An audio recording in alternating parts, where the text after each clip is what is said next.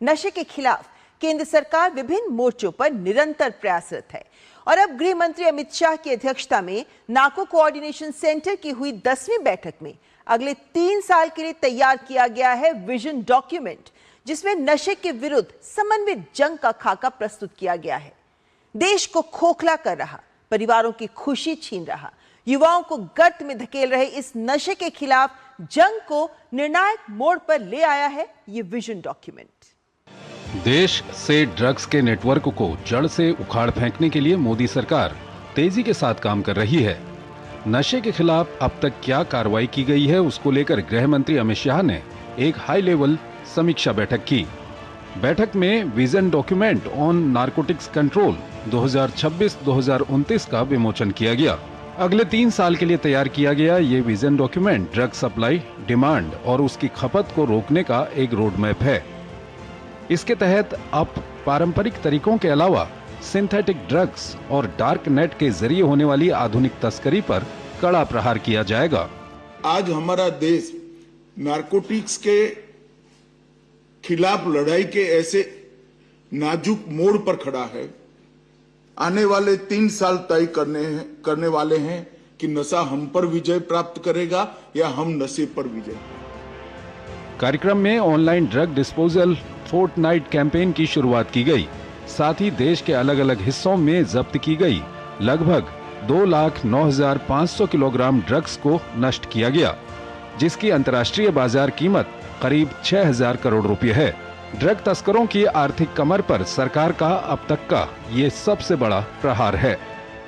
हमें ड्रग के व्यापार करने वालों के प्रति रूथलेस अप्रोच रखना है और ड्रग के विक्टिम जो है, जिनको आदत लग गई है, उनके प्रति सिंपैथेटिक अप्रोच रखना है। इसके साथ ही गृह मंत्री ने सुरक्षा के लिहाज से बेहद संवेदनशील 2 इलाकों जम्मू और गुवाहाटी में नारकोटिक्स कंट्रोल ब्यूरो के नए जोनल कार्यालयों का भी उद्घाटन किया, जिससे सीमा पार से होने वाले नार्को टेररिज्म और तस्करी पर पैनी नजर रखी जा सके। मोदी सरकार ने 2047 तक विकसित भारत के लक्ष्य के साथ ड्रग्स मुक्त भारत का लक्ष्य भी रखा है, जिस पर गृह मंत्रालय तेजी के साथ काम कर रहा है।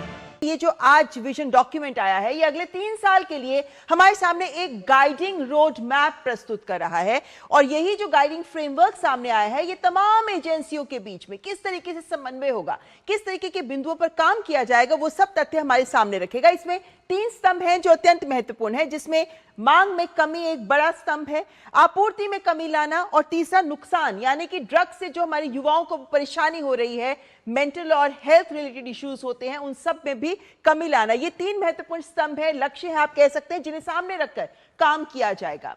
ऐसे में जो महत्वपूर्ण कदम भी उठाए जा रहे हैं इसके तहत, उसमें आप देख सकते हैं कि सबसे बड़ी बात है कि online drugs disposal fortnight campaign शुरू किया गया है। मतलब सोचिए 2 लाख किलो ड्रग को नष्ट करना है और इनका 6,000 करोड़ कीमत है इनकी। इस सारे ड्रग को खत्म करने के लिए एक फोर्टनाइट का कैंपेन भी शुरू किया गया है। महत्वपूर्ण बात है कि इस पूरे विजन डॉक्यूमेंट में होल ऑफ गवर्नमेंट अप्रोच, दरअसल होल ऑफ गवर्नमेंट के साथ होल ऑफ सोसाइटी अप्रोच भी इसमें नजर आती है। इसमें ऑनलाइन पोर्टल्स, कई सारे ऐसे ऑनलाइन पोर्टल्स भी सामने आए हैं जिनमें ड्रग अपराध से जुड़ी जो जितनी भी जानकारी है उसको विभिन्न एजेंसियों के बीच में साझा करने के लिए भी एक नेटवर्क विकसित किया गया है।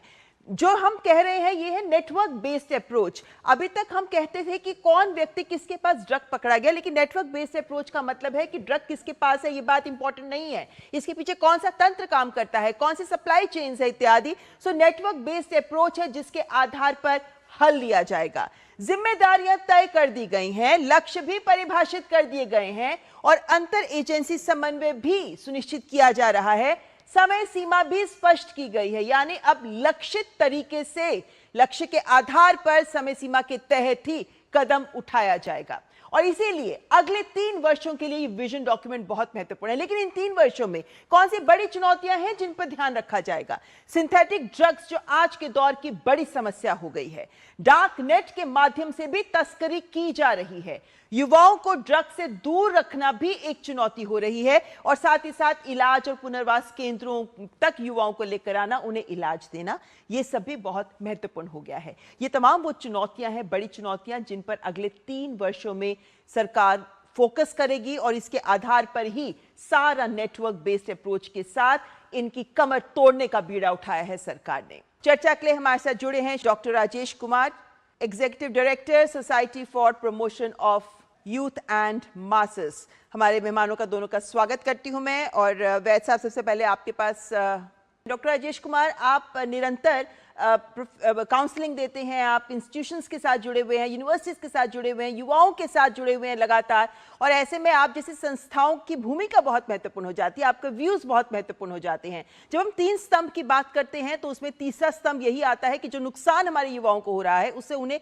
कैसे बचाया जाए। ऐसे में जब हम होल ऑफ गवर्नमेंट के साथ होल ऑफ सोसाइटी अप्रोच की भी बात करते हैं और जमीन पर भी उसको कहा जा रहा है कम्युनिटी पुलिसिंग, क्राइम मैपिंग के जरिए नेटवर्क्स को पहचानने के साथ साथ युवाओं को भी उससे दूर करना, ये चैलेंज जिस अप्रोच के साथ सरकार इस विजन डॉक्यूमेंट में बढ़ रही है, आपको क्या लगता है जब आप लोग जैसे लोग जमीन पे काम करते हैं, चैलेंज को देखते हुए, सफलता को देखते हुए, अब आपको क्या लगता है आगे का ये रोड मैप आप जैसे लोगों के प्रयासों कितना बल देगा? थैंक यू वैसे आपने जो 2 शब्द बोला, डिमांड और सप्लाई, तो सप्लाई रिडक्शन पे सरकार बहुत अच्छा काम कर रही है और काफी सफलता भी मिली है। मगर अगर डिमांड अगर हमारा बढ़ता जाएगा तो सप्लाई रिडक्शन का बहुत ज्यादा इम्पैक्ट नहीं रह जाता है, और दुनिया के जो बड़े बड़े देश हैं जहाँ पे डिमांड है वहाँ सप्लाई कहीं ना कहीं से आता है। तो ये जो आज जो डॉक्यूमेंट रिलीज हुआ है उसमें मुझे 3-4 चीजें बहुत अच्छी लगी कि सप्लाई और डिमांड दोनों की बात की गई। ऑनरेबल होम मिनिस्टर ने कहा कि जो लोग नशा करते हैं हम उनके लिए सिंपैथी रखेंगे और उनके लिए जो उचित काम होगा वो किया जाएगा। तीसरी बड़ी बात कही गई कि भारत के हर डिस्ट्रिक्ट में इसके ऊपर डिमांड रिडक्शन पे काम होगा। और चौथा, कम्युनिटी जो पार्टिसिपेशन है, तो डिमांड अगर रिड्यूस करना है तो उसके लिए जो सबसे इम्पोर्टेंट है और जो भारत सरकार ने किया, मिनिस्ट्री सोशल जस्टिस ने एक बहुत बड़ा प्रोग्राम लॉन्च किया है, लगभग 10 लाख मास्टर ट्रेनर्स बनाए जा रहे हैं। नवचेतना एक मॉड्यूल बनाया गया है और नवचेतना के माध्यम से हिंदुस्तान के हर स्कूल में एक प्रोग्राम चालू हो गया है ये ऑलरेडी। और उससे क्या होगा कि जो बच्चे नशा नहीं कर रहे हैं, और लगभग 99% बच्चे नशा नहीं करते हैं और एक्सपेरिमेंट भी नहीं करते हैं, तो उनके बीच में जो बच्चे नशा नहीं कर रहे हैं उनको नशा नहीं करने के लिए ये नवचेतना मॉड्यूल मदद कर रहा है। और जिन्होंने एक्सपेरिमेंट शुरू किया है उसके लिए भारत सरकार, मिनिस्ट्री सोशल जस्टिस ने बहुत अच्छा प्रोग्राम शुरू किया है। उसको पीयर टू पीयर कहते हैं कि एक पीयर जो उससे निकल कर आया है और जो पीयर नशा करने वाला है या कर रहा है, एक्सपेरिमेंट कर रहा है, उसको बचाता है। और तीसरा जो सबसे अच्छी बात यह है कि जो लोग नशा कर रहे हैं उनके लिए science and evidence based treatment program Bharat सरकार ने, ministry social justice, ministry of health ने ये जो इनिशिएट किया है उसको एक्सपैंड करने की जरूरत है।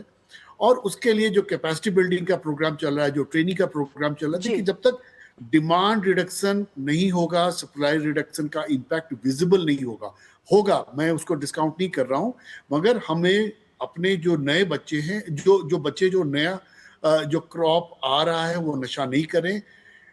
हमारा जो सबसे बड़ा अभी जो चैलेंज होने जा रहा है वो 3-4 सालों में वो है केमिकल ड्रग। आपको पता होगा आज जो वर्ल्ड ड्रग रिपोर्ट रिलीज हुआ है उसमें दिखाया गया है कि अफगानिस्तान में ओपियम का प्रोडक्शन बहुत घटा है, मगर वहां पे साथ ही साथ जो केमिकल ड्रग्स है उसका प्रोडक्शन बढ़ गया। तो केमिकल ड्रग का अगर वहां प्रोडक्शन बढ़ा है तो वो India will be one of the country जहां पे उसको कंज्यूम किया जाएगा या वहां पे उसको पुश किया जाएगा। और वैद साहब ने सही बोला कि पाकिस्तान किस तरीके से इंडिया में ड्रग पुश कर रहा है, चाहे वो राजस्थान हो, पंजाब हो, जम्मू कश्मीर हो। तो हमें दोनों फ्रंट पे काम करना है कि जो बच्चे ड्रग नहीं ले रहे हैं उनको नहीं लेने के लिए उनकी मदद करनी होगी। और नवचेतना मॉड्यूल ऑनरेबल होम मिनिस्टर ने 3 साल पहले चंडीगढ़ में लॉन्च किया था, तो उसमें यही बात की गई थी। और दूसरा, केमिकल ड्रग के ऊपर जितना जल्दी हो सके इमीडिएटली उस पर काम करने की जरूरत है, क्योंकि केमिकल ड्रग का जो इलाज है वो अभी उतना सफल इलाज नहीं हुआ है जितना कि अल्कोहल या ओपिएट या जो कैनबिस का जो इलाज होता है। तो लेकिन डॉक्टर राजेश, ये तमाम बातें बहुत महत्वपूर्ण है जो आपने बिंदु सामने रखे हैं, लेकिन चलते चलते अंत में एक बात जागरूकता को लेकर, एक सोच को लेकर, एक होता है ना, अभी तक जो हमारी सोच थी, रुख था इन बच्चों के प्रति, इन युवाओं के प्रति जो ड्रग्स ले रहे थे, क्या आपको लगता है कि अब उसमें भी बदलाव आ रहा है? ना केवल रुख में बल्कि उन युवाओं में और परिवारों में भी कि हमको मदद लेनी चाहिए? बदलाव आ रहा, बट एक हमारा बड़ा चैलेंज अभी इमर्ज होकर आया है, वो है जो बच्चे जो 18 से नीचे हैं उनके बीच में नशा बढ़ गया है, बढ़ रहा है, और लड़कियों में नशा बढ़ रहा है। तो ये दोनों जब तक हम लोग रडार पे नहीं डालेंगे तो हमारे लिए थोड़ा सा चैलेंजिंग जरूर हो जाएगा। और मेरा अनुरोध है भारत सरकार से कि बच्चों के लिए ज्यादा से ज्यादा ट्रीटमेंट सेंटर, ज्यादा से ज्यादा प्रोग्राम हो, क्योंकि उनकी डिपेंडेंसी छोटे पीरियड की होती है। उनको वापस समाज में लाना, परिवार में लाना, वापस एजुकेशन इंस्टीट्यूशन में ले जाना आसान है। और लड़कियों के ऊपर, औरतों के ऊपर फोकस बहुत कम है, उसको पढ़ाने की जरूरत है। बहुत महत्वपूर्ण बात कही आपने।